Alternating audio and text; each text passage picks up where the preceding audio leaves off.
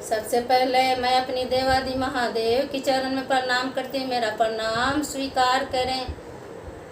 माँ पार्वती के चरण में प्रणाम करती हूँ। मेरा प्रणाम स्वीकार करें। गौरी पुत्र गणेश के चरण में प्रणाम करती हूँ। मेरा प्रणाम स्वीकार करें। माँ शारदे भवानी के चरण में प्रणाम करती हूँ। मेरा प्रणाम स्वीकार करें। हरेंद्र भैया नीलम दीदी के चरण में प्रणाम करती हूँ। मेरा प्रणाम स्वीकार करें। जितने भी भैया दीदी हैं उनको भी मैं प्रणाम करती हूँ। मेरा प्रणाम स्वीकार करें।